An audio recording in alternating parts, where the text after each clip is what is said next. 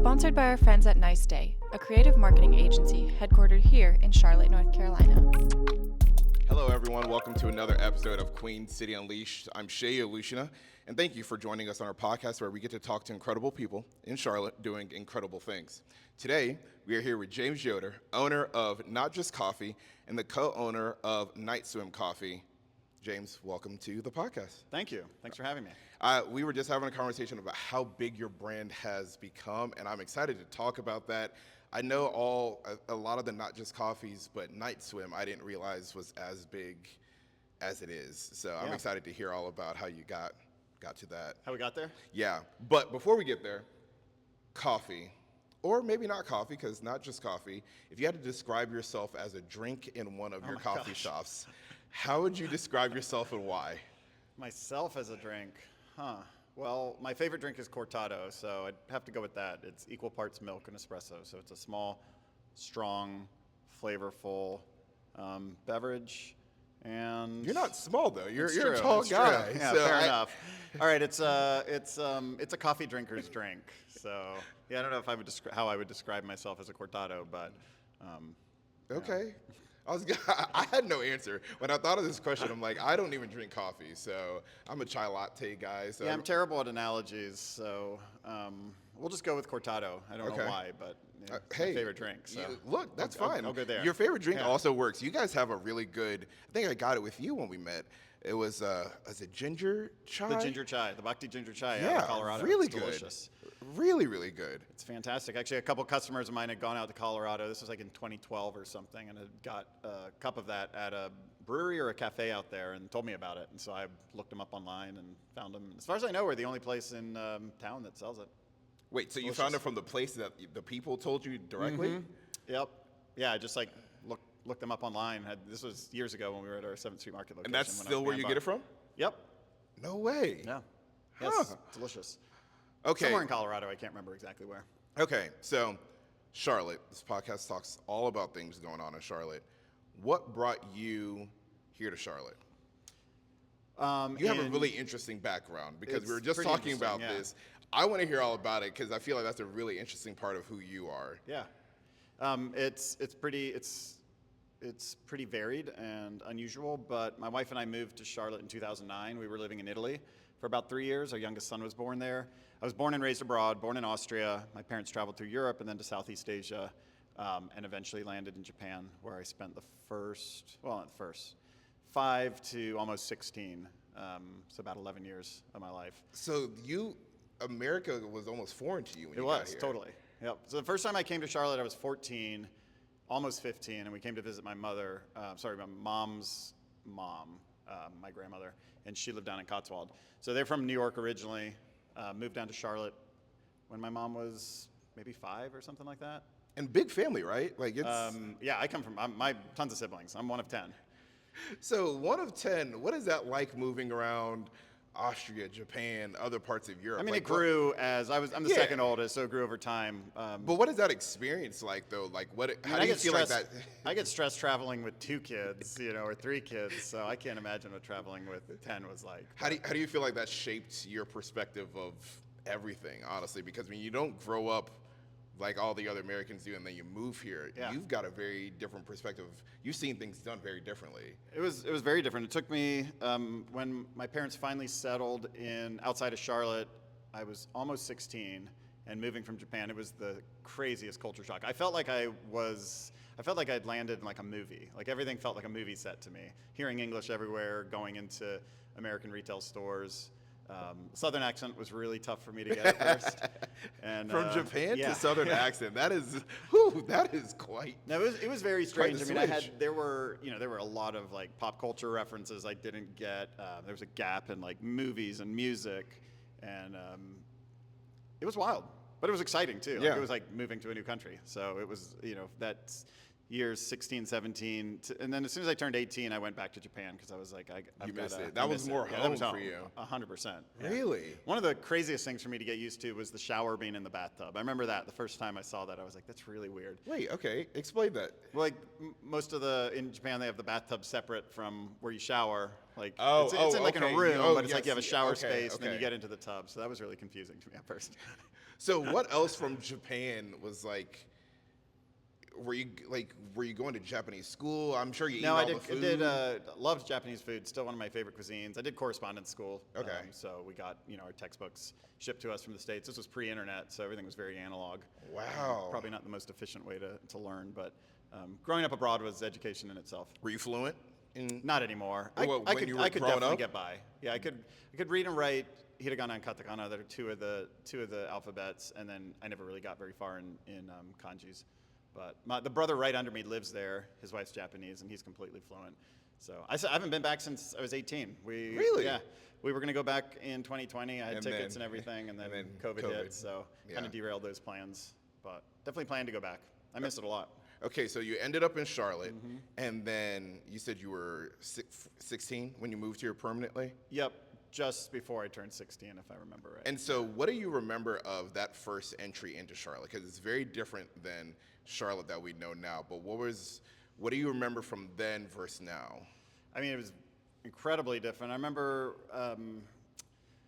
the woman that picked us up from the airport, she drove us around 277, and I have a very distinct memory of what the skyline looked like at the time. And that would have been 90, actually maybe that was when we came to visit when I was 15 or 14, so maybe it was like 94, 95.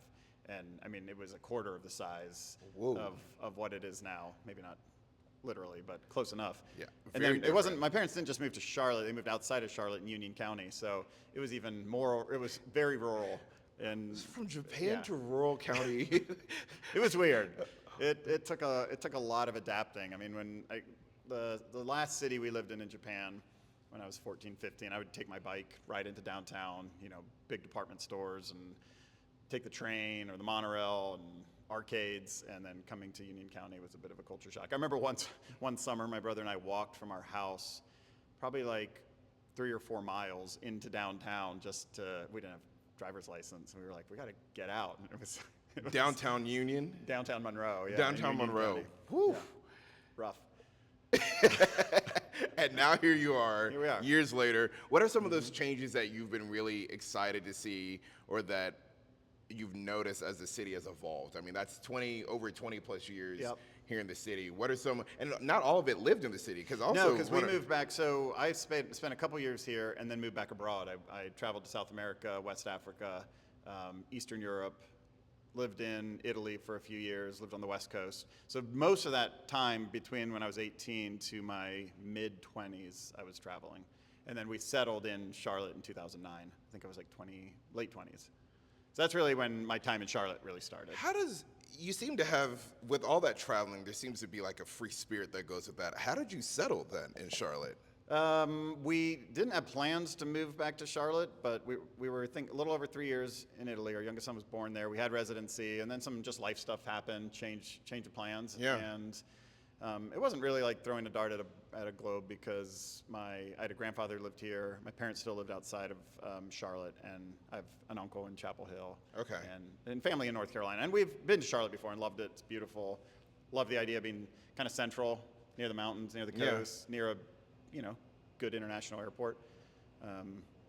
And yeah, we moved back here in 2009, probably maybe beginning of the year, and we've been here ever since. We've traveled a lot since then, but it's home. As someone who is really well traveled, what are some of those either encouragements or tidbits that you would give to people who are apprehensive of traveling?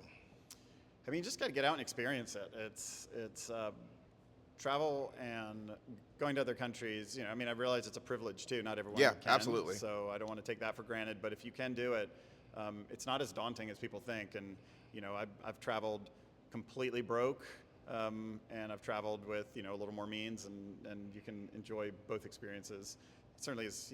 It's just a dynamic way to see the world and meet Yeah. new people, understand different cultures, and it helps. I think it really removes us from our sort of like bubble of where everything revolves around us, because you see how distinctly different life is in different parts of the world. So I think it's a pretty crucial thing for people to experience if you can. Our time in Europe was, we were in Italy, and we just ended up getting to meet so many cool people Yeah. from Bulgaria and then Germany and Austria, and hearing their world versus ours, you come back And sometimes you have a greater appreciation for what you do have, Yep. or sometimes you have like a hope for like I hope we can get to where this country is or how they do certain things. Absolutely. The one that's most mind-boggling, maternity leave in this country compared to Europe. wild. What the two ladies we met from Bulgaria said that you can get like 2 years It's wild. of maternity leave, Yeah. and here there's some places that might give you Like 2 if you weeks. get a couple weeks. Yeah, and I'm Yeah. like, whoa, that is Yeah. nuts. And that's not even the fathers, just the mothers. And I'm like, that is insane, but it's cool. Like that's one of the reasons we appreciate it. And you talked about we almost did the traveling super broke part. COVID also derailed that. We were gonna like backpack through Europe and like Nice. do the whole hostels and everything. We just wanted to Still get time there. to do it.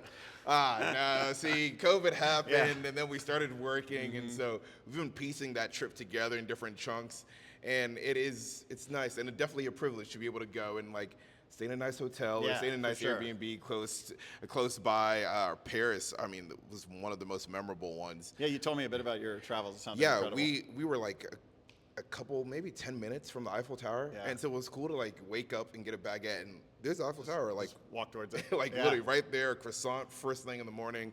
So it was, I mean, it's a lot of fun, and so I enjoy hearing you were in London and got to go to Yep. the Indian restaurant I was talking about.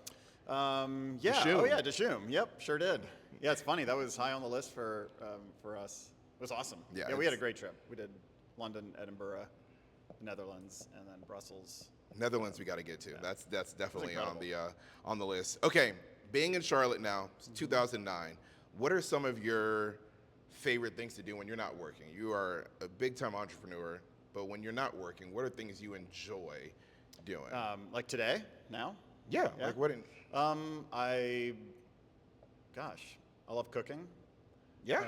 Yeah, like cooking a lot. And any cuisine in particular, just everything. It's pretty varied. Okay. I definitely lean heavy towards like pastas and Italian food. Ah, but, okay. I like cook some Asian food and just kind of wing it at times. Okay, all I right. I like hosting people. I love hosting events. I mean, I guess that's technically at work. Working out, metabolic at my go-to gym. Charlotte's a beautiful city. It's a great Yeah. city to explore, and living here is, it's a blessing. Do you have any passions or interests that most people wouldn't know about you? Like there's like a niche, very niche, or maybe not even niche, but just like Yeah. something you don't talk a lot about. Like, are you secretly a great musician or something? I'm not a great musician. I do sing. I'm not I used to sing for a couple different bands, so Oh, wait a minute. I do like singing. Okay. I love movies. I'm very into film. Okay.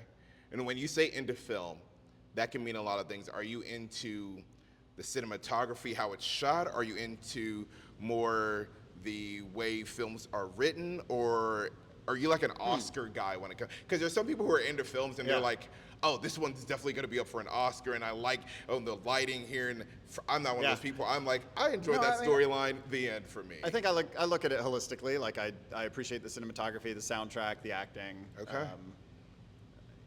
Yeah, all the components that go into making a great movie. So What would it's- your it's a top big three, hobby. if you had to pick three? Top three? Movies Someone ever. asked me the other day what my top movie is, and I don't do lists. Really? No. Anti-list? Anti-list when it comes to like favorites, because there's too much. But Children Interesting. of Men is one of my all-time favorite movies. Okay. And I was telling someone the other night that at jazz night. But as far as top three, man, that's so tough. I can give you at least. I was talking about this with somebody. Dark Knight. It just Oh, for yeah. everything. Absolutely. Everything that movie is. I've probably rewatched that movie more than any movie. That movie is as perfect as an Really and is. it's just Yeah. it's a great movie. Dark Knight. Favorites, like, and these aren't the ones I'm saying everyone's gonna love. Glory Road. I remember watching that as a Yep. kid.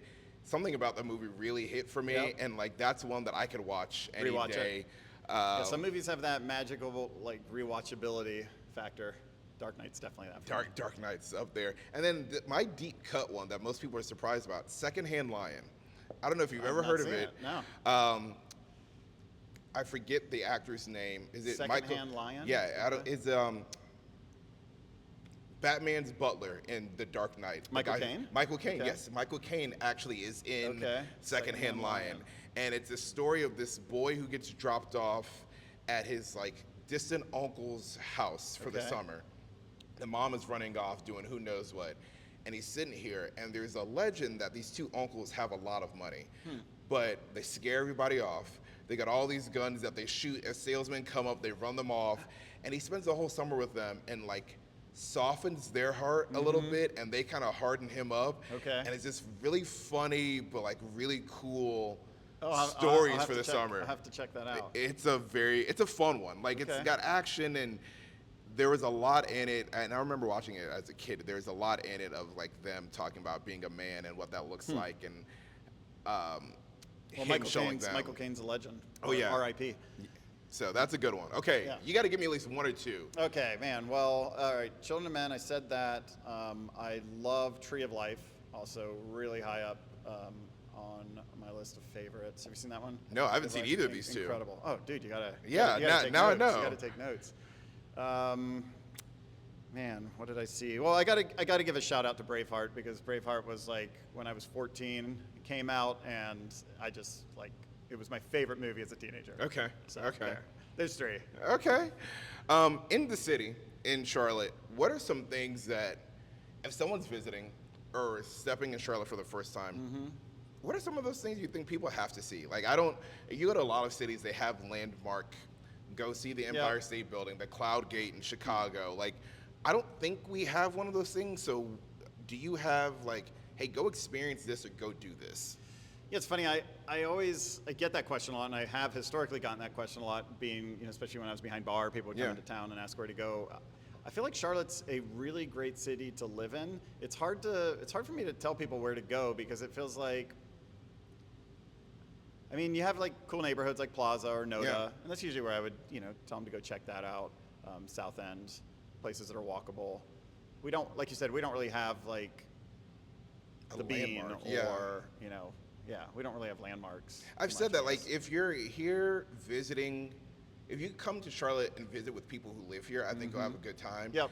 If you come to Charlotte by yourself and you're not exactly sure, I feel like the city could be a little Be a little tricky. It's a little tough to find the gems sometimes. Yeah, and we have them. And if you live Absolutely. here, Yep. you get to know the gyms, you get to be Yep. a part of them. But if you're stopping in for the first time, it is kind of like a, It can take a little while. You have to kind of dig for them, but yeah, Charlotte is it's a lovely city. what are some of those Love things? living here. What are the things you like to do in the city? Like, do you have some? Yeah, I mean, we spend a lot of time in our cafes, so small plug there. But we love going down to South End and walking around. Yeah. It's just having the rail trail. It's cool. We used to live And, right on it, and it I mean, was- I love that fact that it is like probably the most walkable part of the city. I like East Boulevard for that reason. It's beautiful. Yeah. Getting into some of the cool neighborhoods in Yeah, Dilworth walk through over the there. neighborhoods, and yeah, on a average day, if we're going out to do something, we'll usually go to South End or Noda, and Okay. go have a glass of wine at Bar Avon, or let's see, burger at Harriet's. Ooh, okay. I was gonna say, where's your? I know you don't do lists, but I was gonna ask, do you have I was like racking the back of my brain. I was like, let me put some structure to this. restaurants? Optimus Hall is a great place. Oh It's yeah, fun. absolutely. 7th Street Market in Uptown. Do you have favorite restaurants? Not a list. You don't need to rank Yeah. them, but like, do you have? What are some of your favorite restaurants? Yeah, I can't give lists, but Rada is currently probably my favorite restaurant in the city. Okay. Off Selwyn. I think they're doing just an incredible job. And I love Pizza Baby, neighbors over here, Restaurant Constance. Yeah. I mean, those guys are awesome, crushing it. They're both great. Pizza Baby sees too much of us. Like, we know the staff. I was just there last night on the east side. Yeah, like we know Steven the hooked us staff. up with a loaf of bread. Always. Yeah. If I'm ever on the east side, I always have to get a loaf of bread. And Wah over there was giving me a hard time. She was like, "You never come and see us." I said, "Hey, it's not because I'm not eating Pizza Baby. I live on the west side. The west side sees me It's a like lot." both sides of the city cover you. Yeah, I'm like, they just see me a lot more. My wife was like, she wanted to do something, and she was like, "Hey, let's go through and look at our finances." She wanted to bucket stuff. She's a data analyst, so she Okay. was like getting a kick out of this.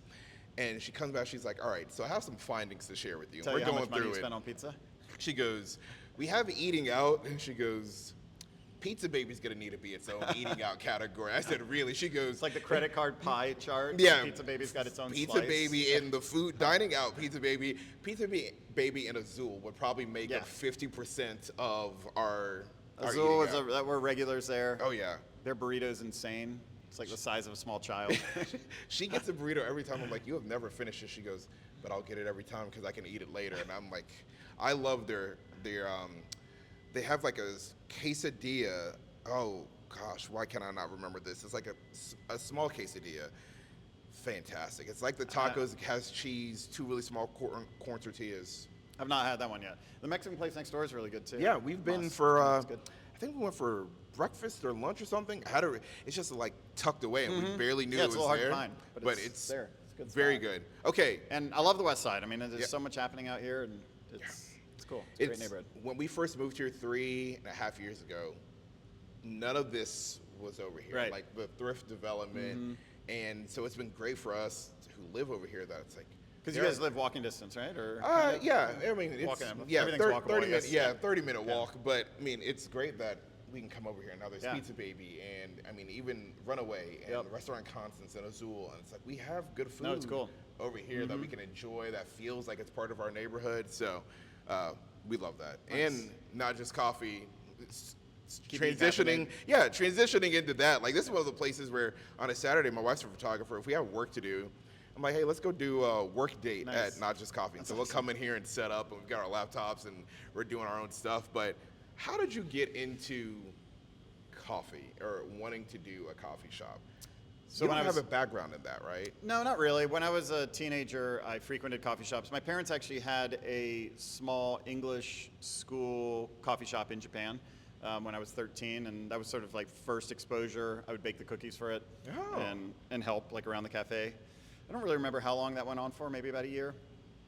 And then as a teenager, I frequented coffee shops. And then when we moved to Europe, obviously coffee's Huge. it's a big thing there, especially in Italy. It's a daily occurrence. And that really, I grabbed a lot of inspiration from that. That was really inspiring for me to see. And over 3 years of living there, it became something that I found myself more and more interested and passionate about. And then when we found out we were going to move back to Charlotte, I remember specifically one moment sitting in a bar in Italy, and I was like, I wonder if a traditional Italian cafe would work in Charlotte. And at that point, we knew we were coming back to Charlotte. And obviously, we are not a traditional Italian cafe, but that was sort of the inception of it. And then when we moved back in 2009, through the right conversations and meeting the right people, we had the opportunity to give it a shot over at Area 15, where we started. Have you been to Bird Pizza? No, I've not. Also, top tier Charlotte pizza brand. Yeah. Charlotte's got some good pizza. So we were in that space where they are now, Okay. where Bird Pizza is, because we lived in that neighborhood. We lived in Optimus Park for over a decade. Oh yeah, okay, yeah, I know. Yep, I know where. Yeah, you they're are right now. on 15th. Yep, yeah. So that was where we started, and it was an unusual time. It was coming right out of the recession, or sort of, I guess, right in the thick of it.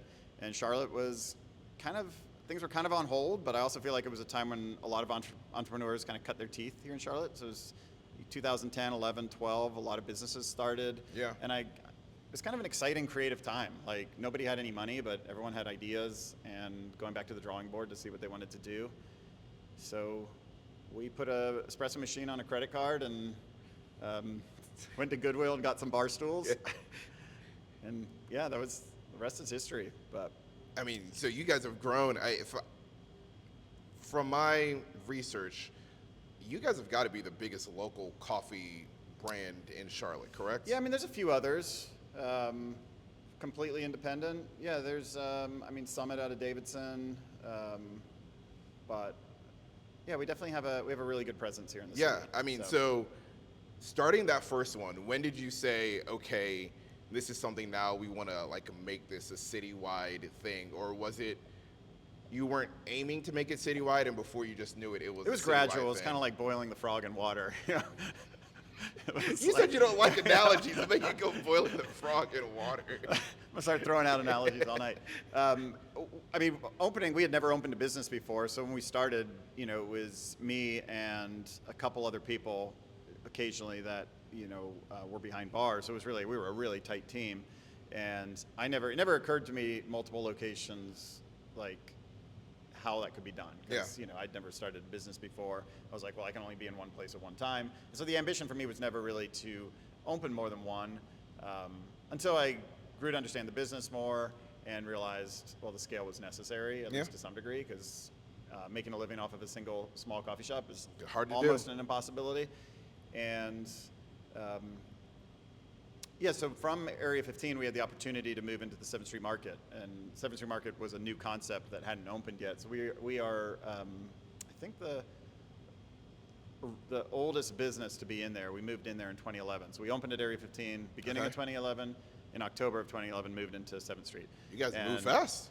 Yeah, it was a good opportunity, and as soon as I walked the space and heard the concept, I loved it. I fell in love with the idea of this like urban market in Uptown, and I told my boss that day, I was working at a hotel, that I was going to quit and try to do the coffee thing full time. So it was, I was younger, had more energy, and and went after it. And that was a really exciting time because it was, long days, grueling hours, but seeing, something that you've built take on a life of its own, and people coming and responding really well to it. And my wife and I have 3 kids. At the time, they were all pretty young, so it was like managing that while we're both trying to grow this business. It was a lot at once. So, the first couple of years of starting and growing are really challenging, right? Yeah. I mean, you have no money, you're not paying yourself. I think we finally paid ourselves after like 2.5, 3 years. So, you're essentially working, just hoping this thing's gonna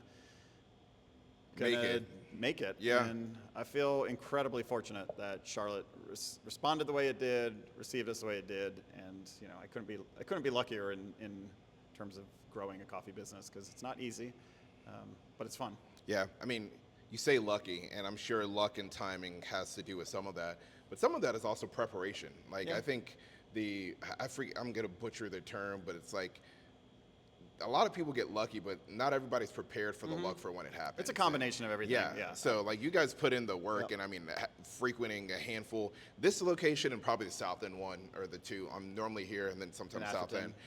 Yeah.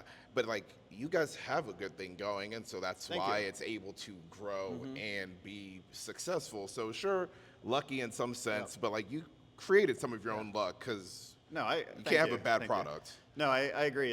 I think success in entrepreneurship, or really in anything, but specifically since we're talking about business, it's a combination of all those things, right? I think working really hard is a given. It's very unusual for business to succeed if you don't work hard. And then, it's a combination of meeting the right people, and, some people work really hard at something and it doesn't succeed. So I feel, proud. I'm proud of what we've done too, because we stuck to our guns and kept the quality of the product, and we didn't compromise on that.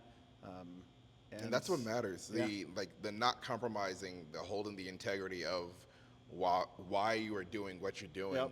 I think that's where, I think a lot of time in today's society, I feel like that's where what they say, the plot, we lost the plot. Lost the plot. Like, I feel like that happens a lot because what people, the kids say. Yeah, like, people get away from like what made them them, like, originally, and then you get far enough away, and it's like, that's not what we knew you for. Yeah, you like, got to stay true to who you are, and if the vision that you started with, if that's the vision that you have for your business, you have to stick with it. Yeah. Even though sometimes, it's kind of like the sports teams that just keep going after they have the same philosophy in how they play or whatever, and they keep going after it even if it's not scoring points in the moment. Their philosophy is that over time it'll get there. Work, I'm originally born in Detroit, and so my dad's a Lions fan. So I keep up with the Lions. Yeah. And their coach is kind of nuts, but he's a real, like, true grit football coach. And one of the things is, like, he's like, we're gonna go for it on 4th and like short, and like all these small things that it's like we're gonna take the risk. And the Lions are no longer the laughing stock like they were for most of my life. It's incredible. And like, it's incredible he's built this, and it's like when they were losing, people were like, that decision didn't make sense. And now they're winning, they're like, oh no, they gotta go for it. Like, this is who they are. And so it's become part of their identity. Yeah, exactly. So like, when people leave what made them who they are, I'm always confused. It's like, were you not paying attention to why people loved what you guys? It's like if you guys said, hey, we're not gonna be a coffee shop anymore, we're gonna be a brewery. Right. We came here for the coffee or the chai or that vibe. You turn it into a brewery. This is not what we're looking for. Yeah, I just read. I I read it online, so who knows? You can't say everything online's not true, but it was the story of Snapple and how Snapple got acquired. And from our childhood, like Snapple was that particular glass bottle with the phrase under the cap and all that, and then some conglomerate bought it. I don't know if it was Coca-Cola or Pepsi or someone, and kind of changed it, put it in plastic bottles, changed sort of some of the ingredients, and it just had this massive, massive drop off. You are right. Snapple used to be a big everywhere, deal as a right? kid. I remember when I first, so at that time when I first came back to the States, Snapple was everywhere. And if you were 14, 15, 16, you were crushing Snapple. And now I don't. I mean, I haven't seen Snapple in forever. Maybe I'm not looking for it, but I can't remember the last time I saw a Snapple or had a Snapple, right? I remember being excited. It was like a treat. My mom was like, Absolutely. hey, we'd all get one. Dude, the kiwi strawberry one, that was like my favorite flavor. Man, this is really taking me back. I remember like we'd open them and be excited to see what's under the cap. But it just I remember that being a thing. Like I don't know why, but it's kind of just stopped being. Yeah, and I don't remember all the details to the article, but basically that they kind of fundamentally changed who they were. As a business. So for you, then, what are some of those? I don't know if you guys have it as a mission statement internally, or what are some of those kind of like pillars for your business that you guys through and through want to make sure that you guys are holding true to? I mean, I think we do have some written down in like our internal mission statement. I think ultimately it's quality, and it's quality through all the different aspects of how we run our business. And of course, you don't always live up to these these expectations or these goals you have, but it's serving our customers really well, taking care of each other, our team, creating a positive work environment, and always putting out a really great product. I think we obsess over those details when it comes to how the coffee's tasting. Our milk is coming from Julian, North Carolina. We're not buying grocery store milk. That's awesome. If we're making caramel, we're making it in-house from scratch. And Really? Really, yeah. And we have since day one. When You've always made your caramel in-house. When we started it, that was one thing that I did not want to do. So at first I was like, all right, are we even going to put any flavors on the menu? I was going down this like Purist. coffee nerd purist rabbit hole, and I was like, all right, no, we can put some flavors on there. But I was like, we're making it from scratch. So we're making our chocolate sauce, we're making our caramel, and we're using heavy cream from Homeland Creamery, and all the dairy comes from the farm, and all our ingredients in the kitchen where we can. They're all sourced locally through Fresh List from local farms. Our bread comes from Verdant. Our focaccia comes from Pizza Baby. So we try to really, and we don't do a good enough job of getting that out there, I don't think, but I think it just speaks for itself too. Man, like I'm sitting here like kind of amazed because one, that last 90 seconds is the exact reason I do this podcast. Nice. Because like this is a business that I'm already a fan of, that I come to, and that hundreds, thousands of people are also fans of. But I don't know if anybody knew that. Like, and I think that's really cool that like you're supporting local economy with your business here. So by supporting not just coffee, you're supporting other it's a trickle. other businesses. It impacts a lot of other businesses and a lot of other people, and I think that's a really important part of operating business too. Is you kind of it becomes this web of support for each other. Yeah. And whether it's makers like my friend Hank who built that table there, or all the metal work, or the woodworkers we partner. I mean, people have started their businesses through helping me build out spaces, and it's been cool. This Charlotte small business scene it's generally supportive of each other, and the impact goes far. This is why I really do care. When I started this, my list was smaller businesses. But I didn't know that was going to be like, at first I wasn't sure that was going to be like what kind of drove me in this podcast. And then probably by like episode 4 or 5, I'm like, yeah, this is it. It's like, it's not the corporate stuff. It's like, because these are the people who are really the ones driving the economy of these cities, like in the way that's meaningful to me as a resident. Yes, banking and all the people that work there and they pay their bills and they can, but it's like the people who are creating the vibe, the culture of our city are people like you who then support other businesses, and they support other businesses, and that infrastructure is what, when you come and visit Charlotte, you're like, oh, I like this restaurant, I like this coffee shop, but it's not the corporate stuff, but it's that network of people that drive that, and I've just fallen in love with that, and was telling my dad recently, he's like, I really feel like I get the best seat in the house because I get to learn that you're making caramel cool. in a house instead of just buying it. I don't think that's something anybody would fault you for if you said, hey, we're going to buy this. Like, that's not Right. Yeah. I mean, absurd. with scale, all those things become more and more challenging, right? Exactly. But I think that is one of those things that I was talking about earlier, where you stick to your guns and you stick to the quality standards that you set for yourself. Yeah, I think what you just said is completely accurate. You know, a city like Charlotte, you need the big players, you need the the corporate structures, and then you need the independents, and kind of everything in between. Yeah. But ultimately, when you go to a new city, you're not like, hell yeah, there's a Chipotle, I can't wait to go there. You're looking for the Right. spot that no shade to Chipotle, but that's not what you're looking for when Right.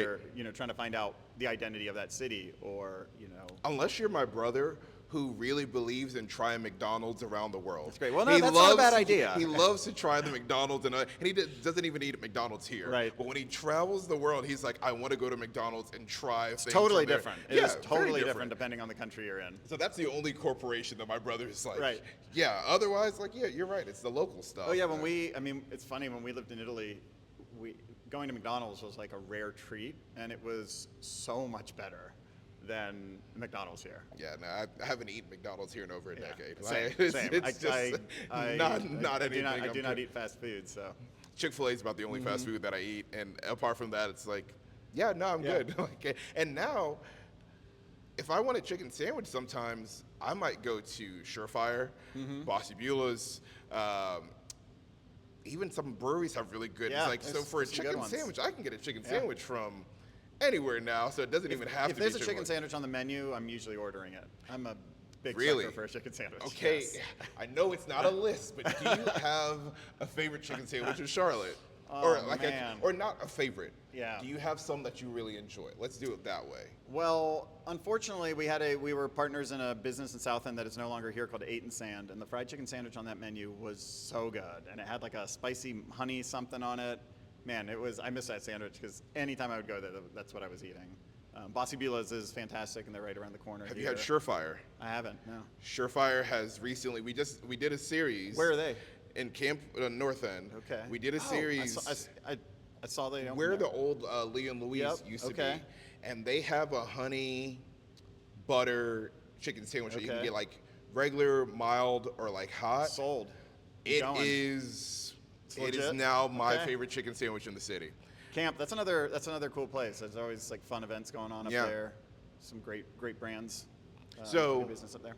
Your coffee shop, Mm-hmm. not just coffee, sticking with this one now, because I do want to hear the story of Night Swim, but not just coffee.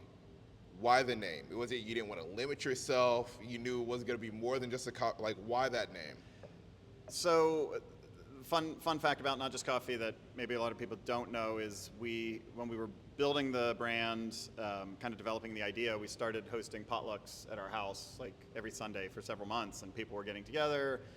And originally the idea was to create some sort of like group business, like a co-op structure or something Okay. like that. Realized that was a little too confusing.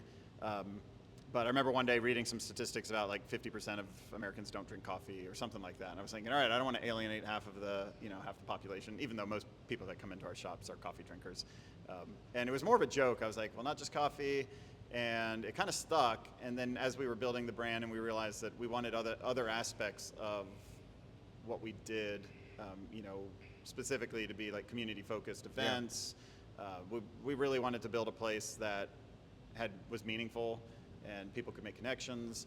And I still, am very grateful for this business, all the friendships it's given me, Yeah. all the relationships it's introduced me to. So, yeah, it was more than just creating a drink. It was, creating a place in the community that people could interact, get together, hang out.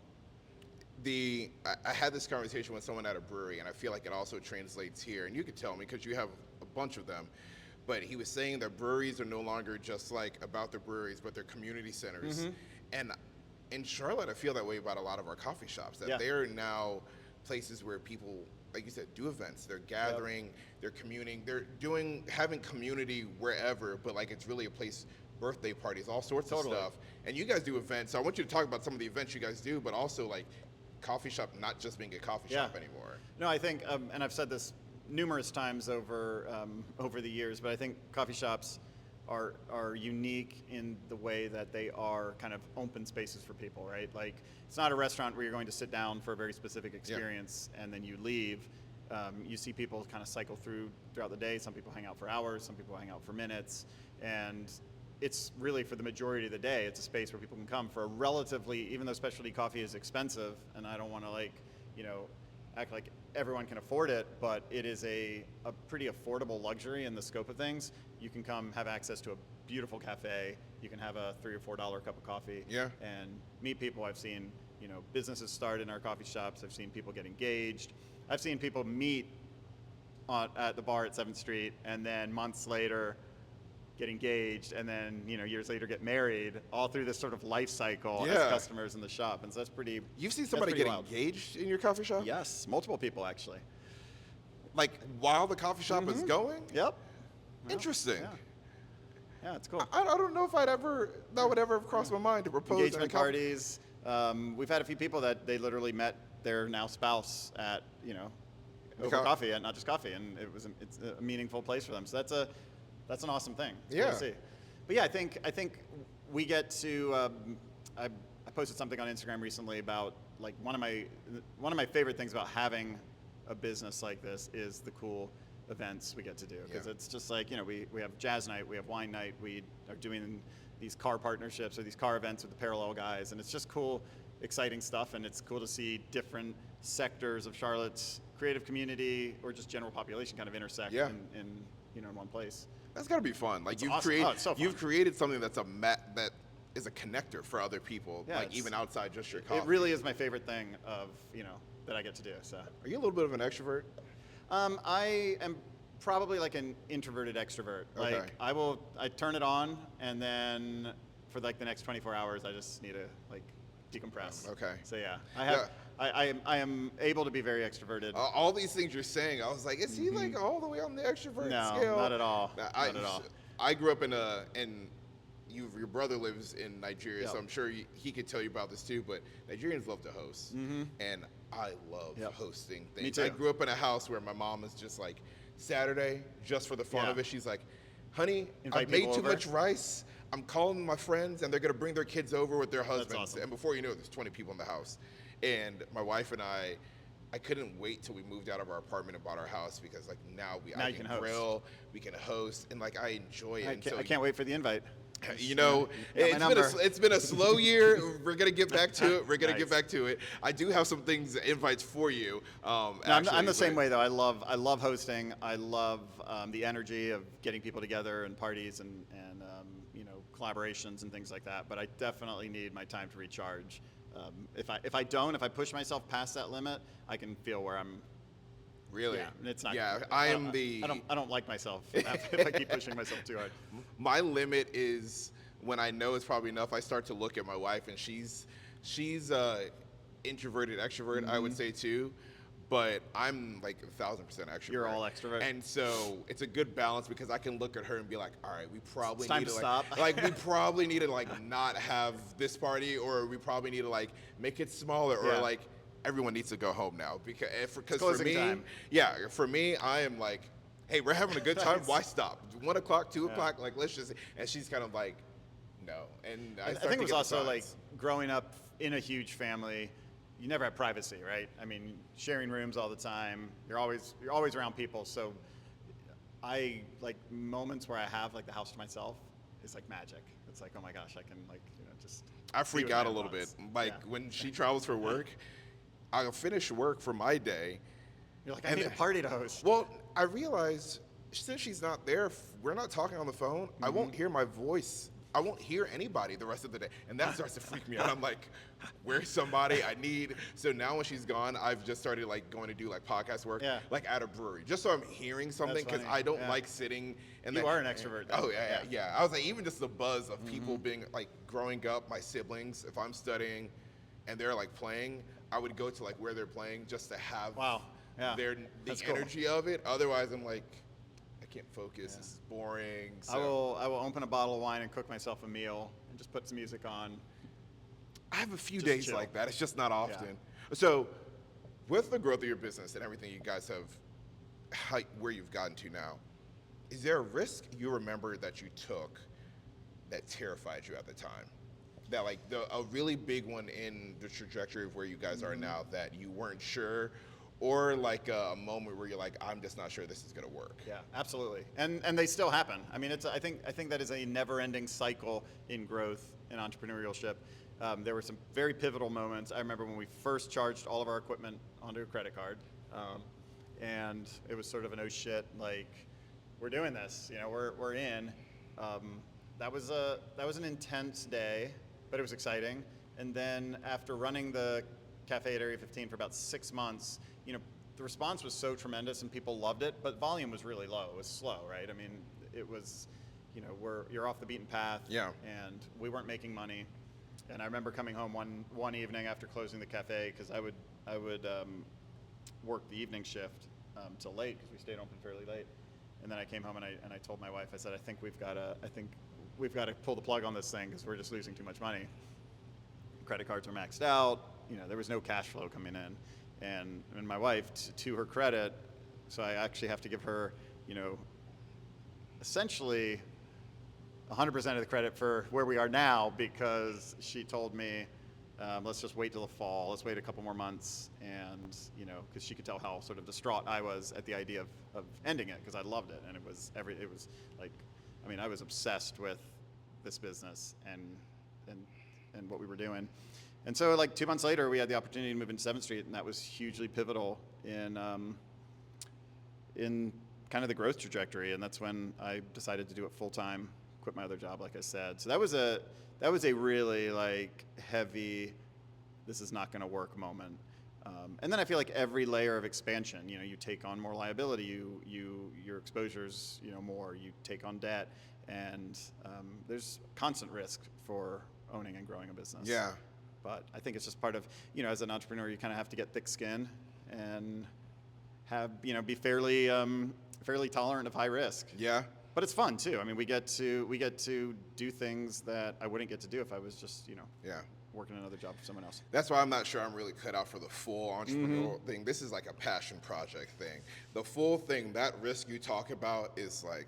It's scary. It is a lot. And even for this, like, my risks are so much smaller. Like, my risks are not putting us in a situation where I can't, like, it's not, my bills aren't being paid by the podcast. Where you can't get yourself out of it. Yeah, exactly. Like if this thing went terrible for some reason, I could literally just shut the whole thing down and just be like, it's done. Like it's not, I'm not out too much.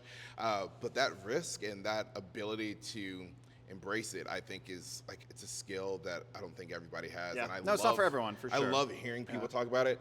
Miracle's your wife's name, Yep. right? Yep. Shout out to Miracle. Without her, there's not just coffee and all of this. But seriously, partners that are gonna push you even when you are doubting yourself, I think is Absolutely. Even with this, there are moments where I'm like, it's essential. I'm like, I am a little lost here. I'm not sure. And my wife's like, because this works because I have to line up guests. And so sometimes if people aren't getting back or I don't know, I'm like, hey, I don't have episodes in the vault to pull out. Right.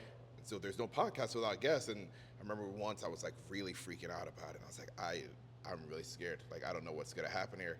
And she's like, and she wasn't freaking out with me. And I was kind of like, I was a little annoyed. I'm like, I'm concerned, and you're kind of brushing this off as like not a big deal. She's like, why are you being so chill? Yeah, she's like, I'm sure it's fine. And I'm like, I'm telling you, it's not fine. Like, what do you mean? And then like, it might have been like a Tuesday, but like Friday, everyone that got back to me, I probably had like 5 interviews lined up. She's like, see, I knew. Like, you were freaking out. And she's like, I didn't need to freak out with you. So I'm like, how many episodes have you done? So when we are shooting this one, I've shot through 36. Really? And so by the time this comes out, we'll get to 50 in July. And I'm excited. I'll have you'll get an invite for that. Cool. There'll be a whole thing. I'll be waiting. There'll be a whole thing for that. But it's it's kind of been crazy. Like I was talking about this with someone. They're like, you've done this consistently, and I'm like, yeah. Like I took a break. I've taken 2 breaks to celebrate milestones. So like after 10 episodes, we took like I think 2 weeks off. After 25, I took a month off from posting a new episode, and then we took 2 weeks off when we went to Thailand for our anniversary. But apart from that, it's incredible. Wow. Every 2 weeks like clockwork. And again, Are they all guests from here in Charlotte? Yeah, it's Queen City Unleashed, man. Oh, that's it's right. not Yeah, it's I not guess North so, Carolina Unleashed. That's right. It's only the Queen City. Very So it's been. Well, then you definitely have that entrepreneurial risk taking in you too. Because I mean, even if there's different scale of it, but yeah, you're going after it. It's So a little bit congrats. in there. Yeah. So we'll see what ends up happening. Yeah. For you, what do you hope is the impact or legacy, if you will, of Not Just Coffee? The impact or legacy. I mean, I am really proud of seeing how specialty coffee has grown in the city. And by specialty coffee, I mean, of course, the coffee product, but also the community around it, the sort of experiential side of it that is, when we opened Not Just Coffee, there really was not any specialty coffee in the city. There were a couple shops. Really, it was Central Coffee was kind of, they had opened shortly before us, but otherwise it was Starbucks and Caribou, And so I'm really proud of seeing that growth and the impact on Charlotte's culinary scene. Yeah. I think coffee is an essential part of any city's sort of culinary lifeblood. It often gets kind of overlooked, and you see that in specialty restaurants where everything is firing on all cylinders except coffee's coming out of a pod or something like that. And over the years we've seen that change in the industry as people realize, like, hey, having a really great coffee is the same thing as having a really great wine list. Like, why you put so much focus on these other aspects of the business or different pillars of a restaurant. So yeah, I hope the lasting impact is that people's lives and their day-to-day experience has become better because of Not Just Coffee and because of the ultimately it's about the people, right? And it's about the people behind the bar and on both sides of the bar. And I think our staff just does an absolutely incredible job. No one's perfect, but when you come into a shop, it's usually the kind of kickstarting your day. And so that can Make send or it in break. different directions, right? So I hope on average when people walk in, they leave in a better mood or feeling better, and we get to Pepped up a little bit. Yeah, we get to give out a product that people love. So Yeah. it's how do you not like it? One thing I'd be so curious, and it's probably impossible to track for you guys, but I would love to know, you guys started in 2011, so 14, 15 years, how many businesses have started from meetings in your Not Just Coffee? Yeah. Whoa, actually. Oh, that'd be a cool Wait, no. poll. This podcast started in Not Just Coffee. Did it really? Oh, this just now clicked. Yes. Wow. So I had the idea. I called my buddy and I said, hey, let's meet. And he was like, where? And I said, Not Just Coffee, Atherton. That is awesome. That's just now. I'm so glad I remembered it now. Wow. I would have remembered this like a week later and not now, and I'd be so mad at myself. But yeah, no, Queen City Unleashed. Me and my buddy KJ, we sat down and we built out this document. What's KJ's last name? Jones. Okay, I don't know. We built out this document and everything from how do we want the structure. We started Really? getting a list of the people. I found this list recently, and some of the people on the list, like, we've actually been able to get to and like interview. Some of them I was like, we were kind of shooting for the stars here because some of them were like NBA players that he might have known from like growing up. I'm like, okay, this was Nice. reaching for the stars. But keep reaching. But seriously, we actually met in Not Just Coffee and had this whole idea. We left Not Just Coffee, went back to my house to figure out how we could set up a home studio. And then That the is next awesome. week we were shooting. Wow. So at least for me, like my inception of Queen City Unleashed started in Not Just Coffee. Man, heck yeah. That's awesome.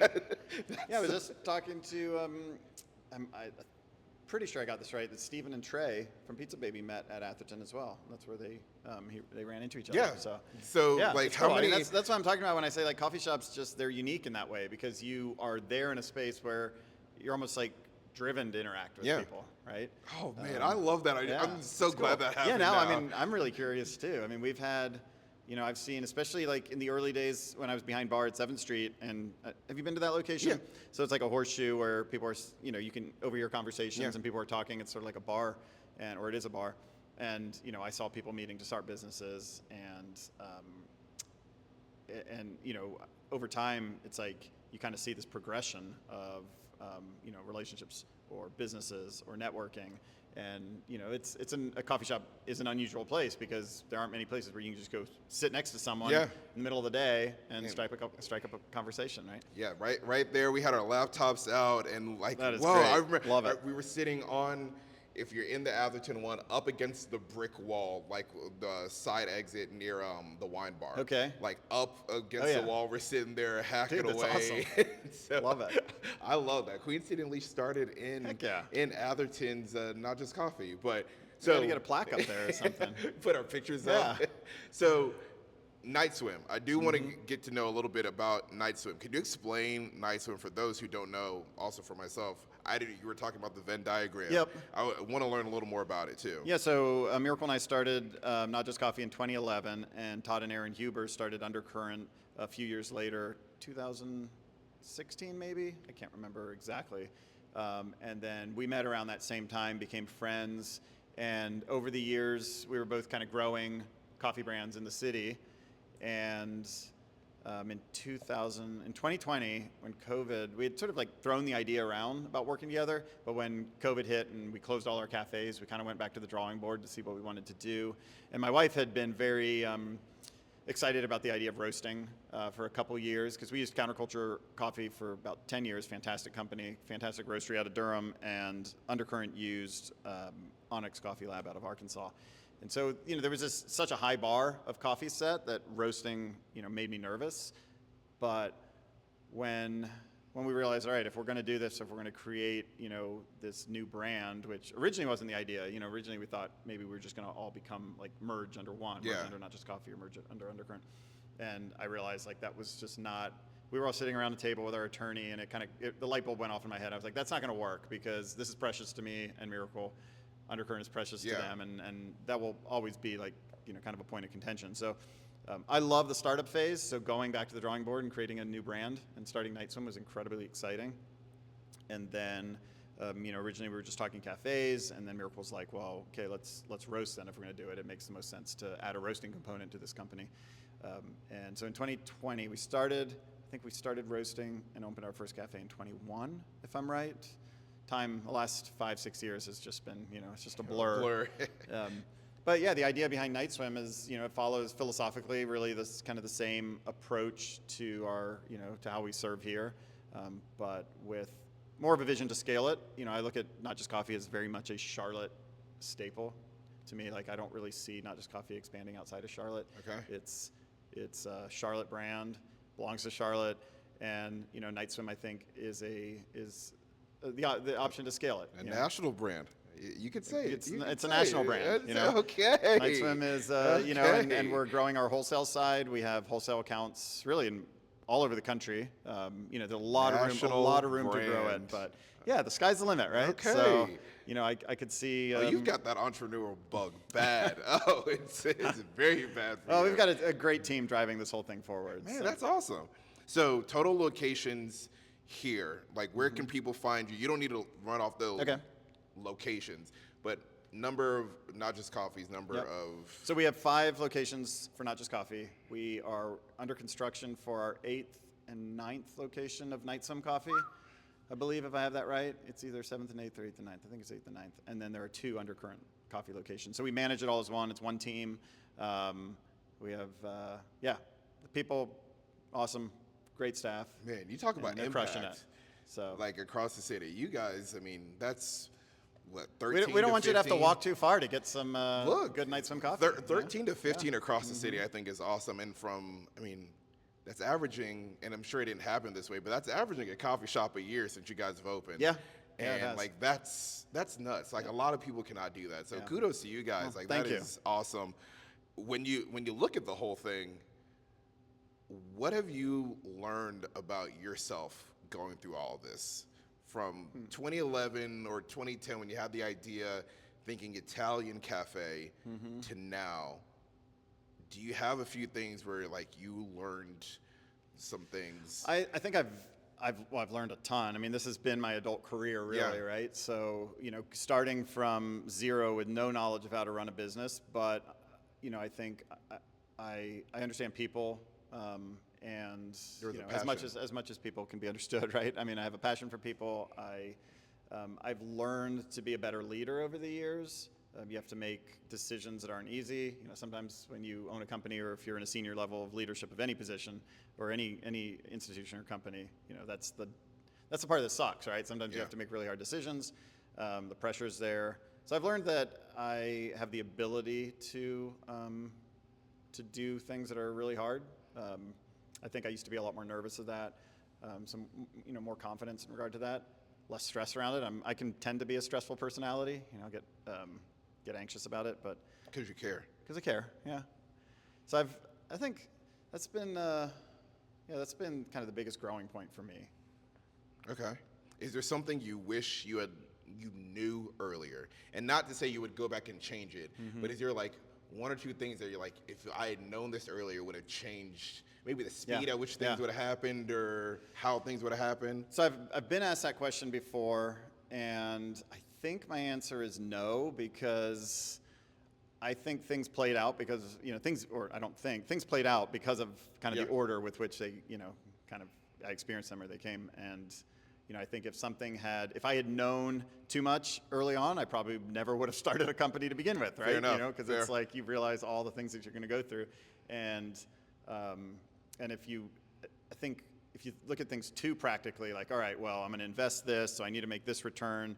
That stops a lot of people from the entrepreneurial journey, because it's not always the most practical thing, and certainly when you are you've got 3 young kids and you have no money, starting a business is not the most practical thing. So if I had looked at it from that point of view, I probably never would have done it. But now being here today, I'm just so incredibly proud of it. Man, congratulations. Thank you. I am very, very happy for you. And it's like, I'm glad to get to sit down with someone that like I already was a patron of their business. Like there's some guests that I have that like I might have stopped in like once or twice before and enjoyed it, and it's cool to like talk to them. But getting to talk to people like you or Steven, that I was like, no matter if they were guests or not, I was already going there. Like I was already spending money there. Big fanboy of Steven's. Yeah, like oh my goodness, like Who isn't? Big Starsky. Yeah. But getting to talk to people that I already fans of their business, and there's like don't meet your heroes, but like sometimes people you hear these stories of people meeting either celebrities or like business owners that they're fans of, and like they kind of like suck. And like for me, luckily, like all these businesses that I've like been fans of, the people behind them are good people, and it makes sense because their staff are good people, and the food or their beverage or their product is good, and it starts with leadership. And so I've enjoyed it, and so this has been so much fun for me to be able to do. That's thank you. That's very, very generous of you. Absolutely. Okay. Yeah, it's been an awesome journey. So their Instagram, Not Just Coffee, Nice Room Coffee. Yep. Undercurrent Coffee. Undercurrent Coffee. Okay, so check them out, find them there. A suggestion for you. At some point, a poll, maybe open question box on your coffee pages to ask who started a business. I'm going to remember that, because that is an awesome idea. Started a business, number of first dates. Like, I feel like there are a few categories. There's definitely some categories. We can make some lists. Yeah, you can make some pretty fun lists, or like have people send in a story of like, hey, like you might get another Queen City. I started my. We've had weddings in this space. So you never know what can happen, but make sure you check them out. Again, we are really proud here that we're not just bringing on any guests, but it's guests that we believe in their product and the people. And so it's great to be able to talk to James, and you can now hear his heart behind the business and see why they're so successful here in Charlotte. So James, thank you for being on our podcast, for joining us. I appreciate it so much. Appreciate you, man. Thank you for joining us on Queen City Unleashed, and we'll see you next time. Thanks.